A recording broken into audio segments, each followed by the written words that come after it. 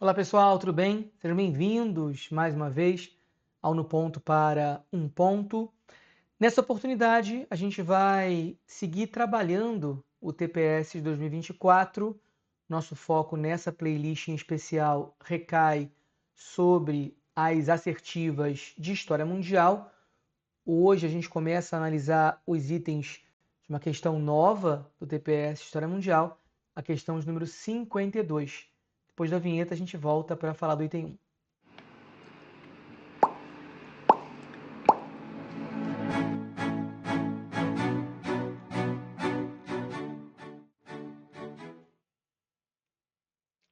Voltamos para falar do papel das mulheres no começo do século XX, um item, uma assertiva que foi feita para estar correta, mas cujo gabarito oficial acabou sendo anulado. Esse tema do papel das mulheres na sociedade não é um tema que está expresso diretamente ali no edital de história mundial.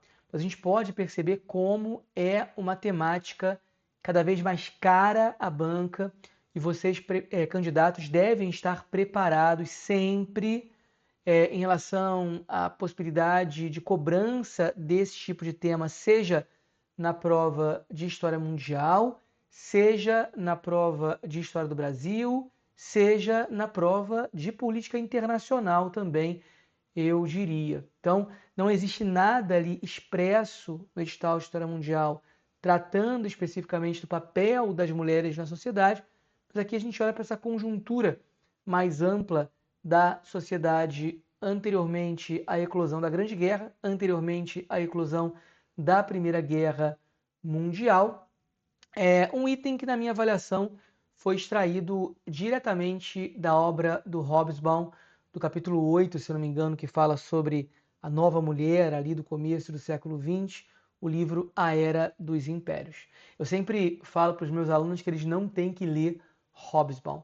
Hobsbawm, se os alunos se propuserem a trabalhar, a estudar, a ler atentamente as eras do Hobsbawm, eles vão ter que ler 1.200, 1.300 páginas. Eu digo para eles que quando você lê essas páginas, a possibilidade de você reter esse tipo de conteúdo é quase zero. Muitas páginas vão passar, a gente não tem como determinar, pré-estabelecer o que vai aparecer nos itens da prova. Então, acho que é muito mais pertinente ser pragmático na preparação, e ser pragmático na preparação de história é abrir mão das leituras e focar na instrumentalização do conteúdo, fazendo exercícios e assistindo a aulas, as aulas dos especialistas, porque os professores do CACD, quando pensam numa aula, naturalmente eles vão tentar ali cotejar os livros essenciais da bibliografia e apresentar para vocês um conteúdo com começo, meio e fim,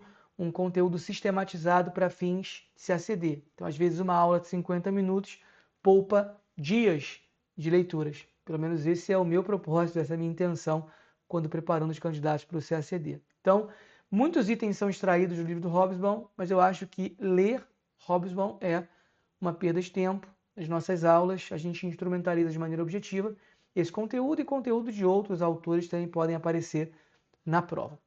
O item 1 da questão 52 diz o seguinte: a participação feminina em premiações internacionais no alvorecer do século XX não conseguiu superar a representação das mulheres, segundo o ideário universal, como peças funcionais na família e na sociedade, a despeito de sua procura pelo reconhecimento público de seus feitos.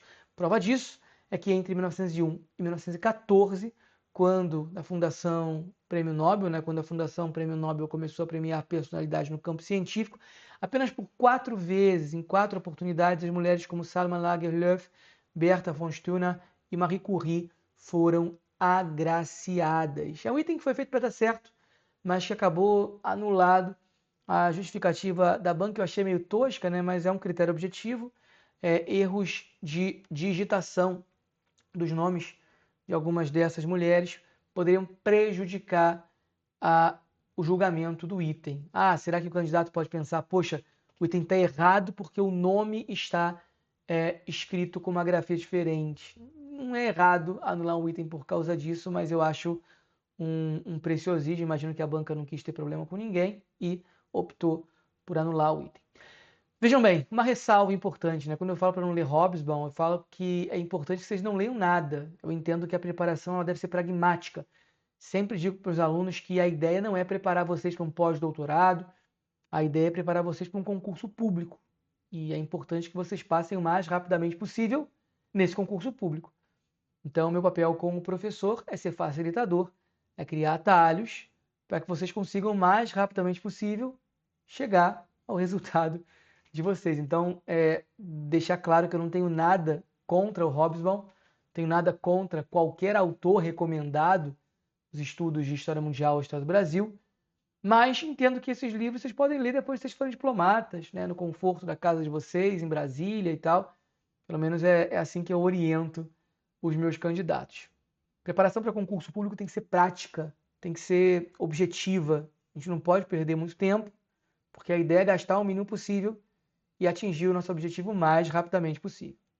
Dito isso, a minha ideia nesse encontro de hoje, nesse vídeo de hoje, é olhar para o papel que as mulheres desempenhavam, né, nesse início do século XX, trazendo mais subsídios para vocês. Né? Certamente, como a assertiva colocou, e colocou de maneira acertada, a ideologia burguesa ela predominava ali dentro dessa leitura marxista do ponto de vista historiográfico, ela predominava quando a gente olha para o papel da mulher ali entre 1901 e 1914.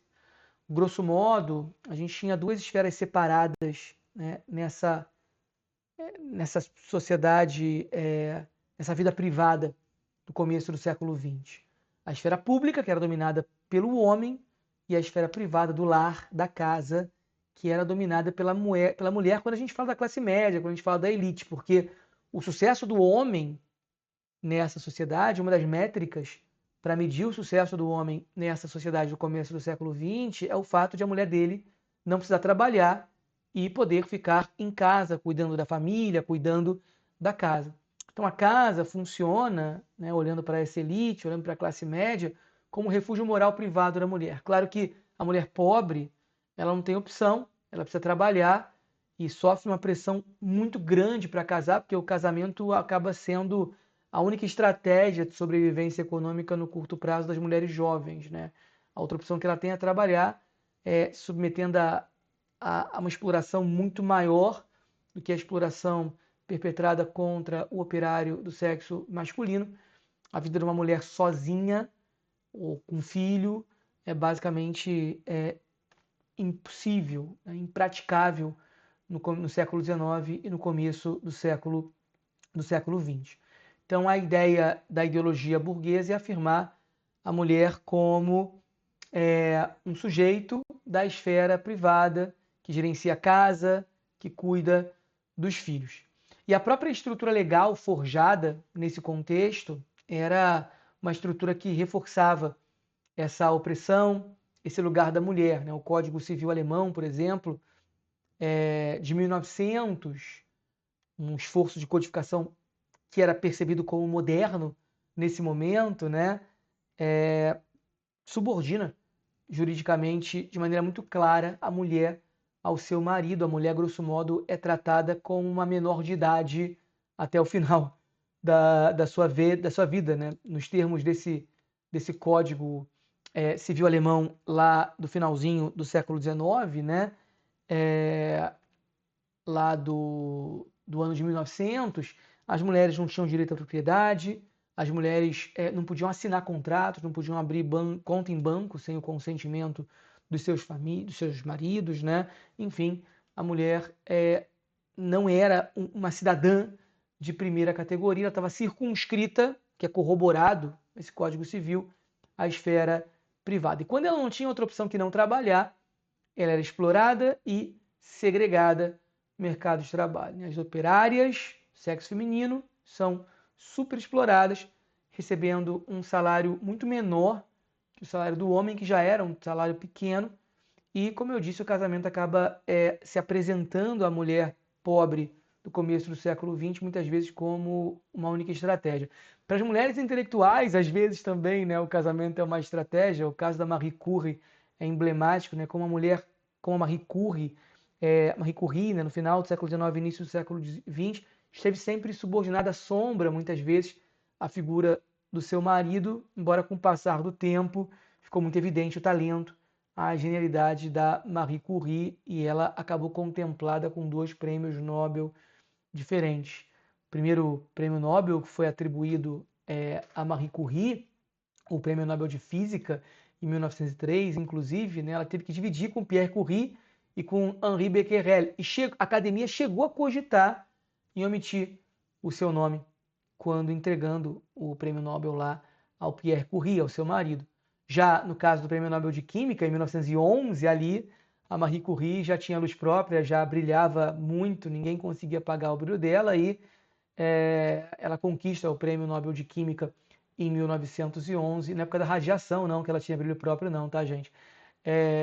Ela já era uma acadêmica consagrada e conquista de forma solo o prêmio Nobel de Química, né? A grande intelectual do século XX, né? Uma das grandes intelectuais do século XX, a Marie Curie, que acaba aparecendo no TPS de 2024. Então, a gente tem uma sociedade que oprime a mulher, uma sociedade que relega a mulher à esfera privada e uma racionalidade, uma sociedade que usa de critérios pseudocientíficos muitas vezes para colocar a mulher como uma cidadã de segunda categoria.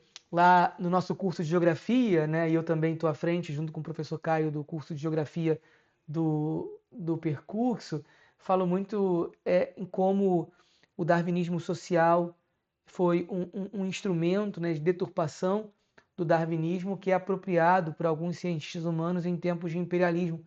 E a influência do darwinismo social também é muito importante no sentido de impactar essa depreciação das mulheres. Nesse contexto, muitos médicos renomados, por exemplo, né, vão tentar abordar supostamente de forma racional a situação da mulher no início do século XX. Muitos deles vão dizer, olha que bizarro, que o impacto do esforço intelectual, né, que é exigido ali das mulheres na luta por ingresso à universidade ou na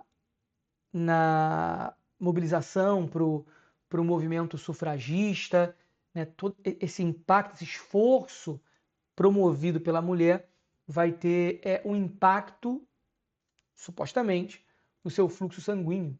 O sangue vai fluir cada vez mais do útero para o cérebro, e isso atrofia ou contribuiria para atrofiar a capacidade reprodutiva da mulher, causando, inclusive, em última instância, vão dizer alguns médicos renomados no começo do século XX, distúrbios mentais e uma tendência à histeria. Então, bizarro como também existe um processo de racionalização pseudocientífica da inferioridade da mulher no começo do século XX. Apesar disso, a mulher briga pelo seu espaço e vai conquistando esse lugar incipiente na esfera pública, nesse recorte temporal que a gente fez, nesse período que a gente recortou aqui para o vídeo de hoje, entre 1901 e 1914. A Fundação Prêmio Nobel, a que o item alude, ela se estabelece ali em 1901 e a gente tem algumas mulheres sendo premiadas, embora de maneira muito escassa, né, cirúrgica, pontual. Os nomes ressaltados lá na assertiva, apesar do item anulado, eles estão corretos. Então, a Marie Curie, Nobel de Física em 1903, Nobel de Química em 1911. A Bertha von Sturner, que é Nobel da Paz em 1905, né? Ela escreveu um livro que é um romance pacifista conhecido à época, Die Waffen nieder, quer dizer, abaixo as armas, né? Então, um libelo pacifista que trouxe a Bertha von Sturner o Prêmio Nobel da Paz, e a primeira mulher a ganhar o Nobel de Literatura no ano de 1909, a Selma Lagerlöf. Inclusive, vai ser a primeira mulher a ser admitida na Academia Sueca. No entanto, apesar do destaque dessas mulheres, os círculos acadêmicos. É só a gente olhar para o que estava acontecendo para a maior delas, né, Marie Curie. Os círculos acadêmicos ainda eram essa fortaleza patriarcal, né? Quando a mulher vencia, isso era pintado por esses homens cientistas como algo extraordinário, uma exceção que só confirma a regra, um fenômeno isolado. Mas apesar disso, a gente tem alguns marcos importantes para o início de um protagonismo da mulher ou das mulheres na esfera pública. Eu destaquei alguns episódios importantes, né? Por exemplo, esses são tempos de aprofundamento da militância das mulheres em prol do sufrágio feminino.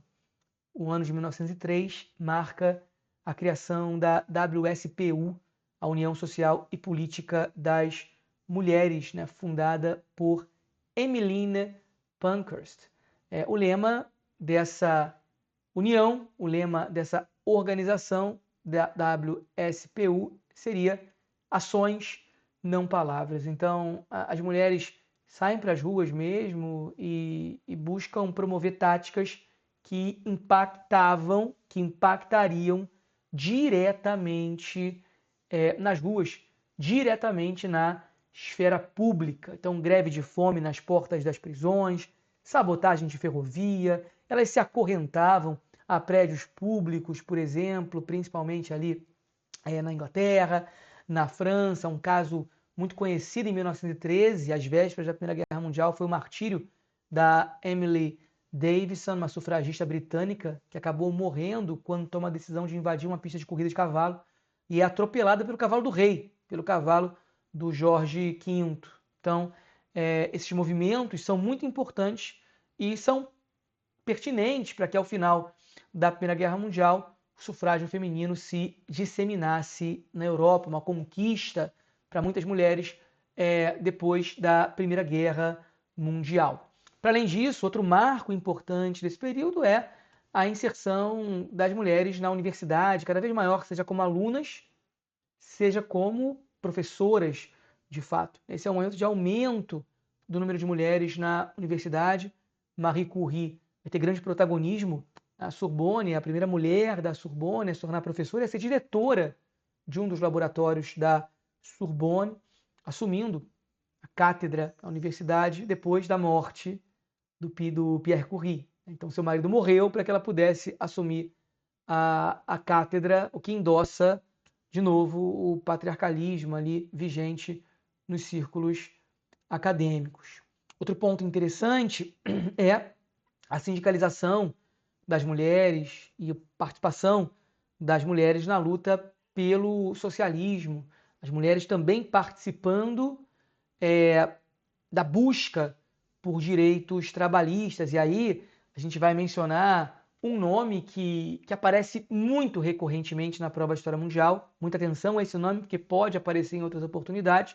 A gente fala muito dele quando trabalhando na República de Weimar, lá no nosso curso de História Mundial, a Rosa Luxemburgo.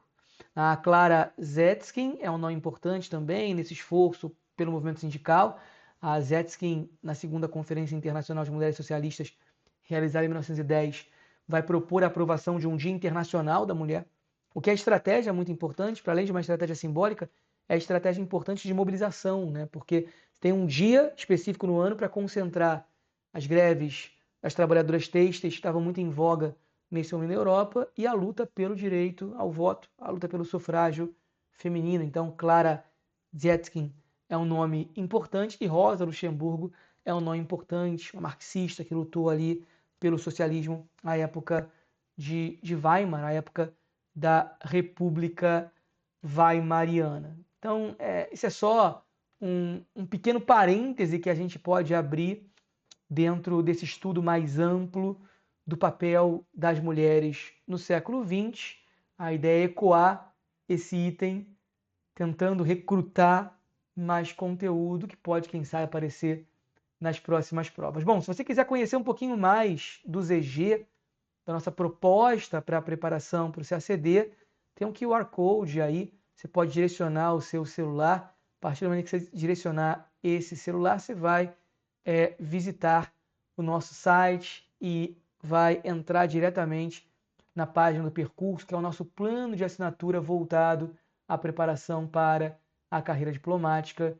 Tenho certeza que você vai se surpreender com a quantidade de coisa que está incluída nesse plano. Convido vocês a seguir o ZG nas redes sociais e, se você gostou desse conteúdo, a compartilhar esse vídeo com outros CACDistas, com outros candidatos que querem uma preparação de qualidade para o CACD. Por hora, eu fico por aqui. Volto numa próxima oportunidade. Até logo.